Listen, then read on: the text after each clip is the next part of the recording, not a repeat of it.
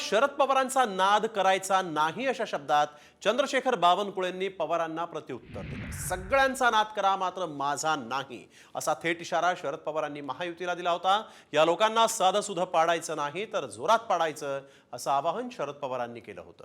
त्यालाच बावनकुळेंनी प्रत्युत्तर दिलंय। नाद करा पण आमचा कुठं?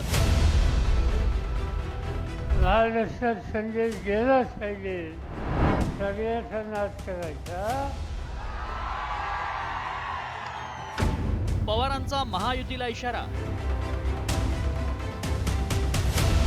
साधं सुद्धा नाही, जोरदार पाडायचं।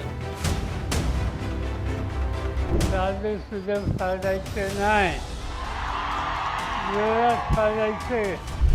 राज्यामध्ये विधानसभा निवडणुकीची रणधुमाळी सुरू आहे। लोकसभा निवडणुकीत मिळालेल्या यशानंतर शरद पवार स्वतः मैदानात उतरलेत। शरद पवारांचा प्रचार सभांचा धडाका सुरू आहे।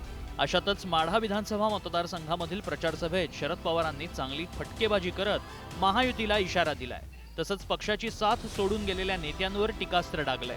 तर भाजपचे प्रदेशाध्यक्ष चंद्रशेखर बावनकुळेंनीही पलटवार केलाय। एकदा रस्ता चुकला की गजाला त्याची जागा दाखवलीच पाहिजे।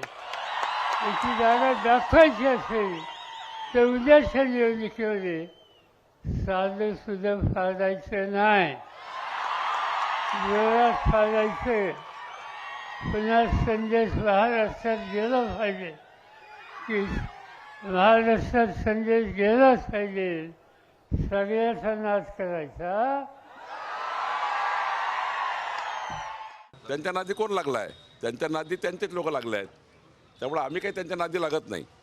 खरं तर आम्हाला त्यांच्या नादी लागायची गरज नाही। आमच्याकडे मोदी सरकार आणि महाराष्ट्र सरकारचं एवढं काम आहे की आम्ही जनतेला आमच्या कामाने मतं घेऊ शकतो।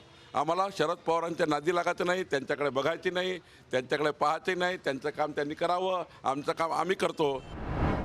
लोकसभा निवडणुकीपूर्वी राष्ट्रवादीत उभी फूट पडली। त्यानंतर लोकसभा निवडणुकीत शरद पवारांच्या राष्ट्रवादीनं 10 पैकी 8 जागा जिंकल्या। या यशानंतर शरद पवारांनी राज्यातील दुष्काळी भागाचा दौरा केला, मतांची पेरणी केली। त्यानंतर सातत्यानं विधानसभेच्या अनुषंगानं दौरे केले।